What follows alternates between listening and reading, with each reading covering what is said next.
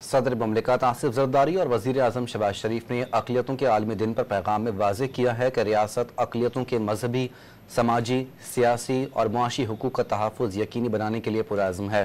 چاروں صوبوں کے وزرائے اعلیٰ، گورنر بلاول بھٹو اور پاک فوج کی جانب سے اقلیتوں کے لیے نیک خواہشات کا اظہار کیا گیا۔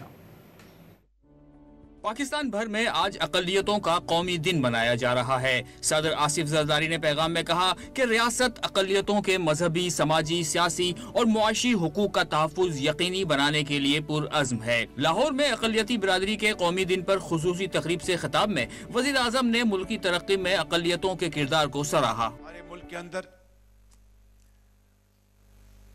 منورٹیز نے ہمیشہ ملک کی ترقی اور خوشحالی کے لیے آگے بڑھ کے اپنا فرض ادا کیا ہے، چاہے وہ مسیحی برادری ہے، چاہے وہ ہندو برادری ہے، چاہے وہ سکھ برادری ہے، چاہے وہ پارسی ہیں، جو بھی ہیں۔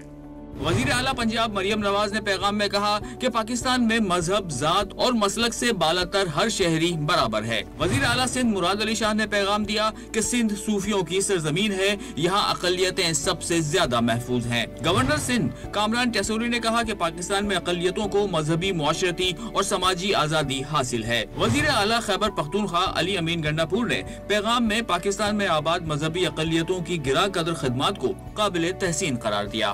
وزیر اعلیٰ بلوچستان سرفراز بگٹی نے باور کرایا کہ اقلیتوں کی فلاح اور بہبود کے لیے اقلیتی نمائندوں کی مشاورت سے اقدامات کیے جا رہے ہیں۔ وزیر اقلیتی امور رامیش سنگھ اروڑا نے ڈان نیوز سے خصوصی گفتگو میں واضح کیا کہ اقلیتوں کے تحفظ کے لیے رکاوٹوں کو جلد دور کرنے کی کوشش کر رہے ہیں۔ اقلیتوں کے جو تحفظ ہیں ان کو دور کریں گے، ان کے حقوق کی ضمانت دیں گے۔ پاکستان کے اندر ایسی ایک انٹرفیتھ ہارمنی کو فروغ دیا جائے گا تاکہ پاکستان کا نام مائنورٹی لونگ کنٹریز میں آئے۔ چیئرمین پیپلز پارٹی بلاول بھٹو نے پاکستان میں اقلیتوں کے حقوق کے تحفظ، اقلیتوں کی ترقی اور انہیں بااختیار بنانے کے عزم کا اعادہ کیا۔ ISPR کی جانب سے قومی ترقی اور خوشحالی میں اقلیتی برادری کے کردار کو ناقابل فراموش قرار دیا گیا۔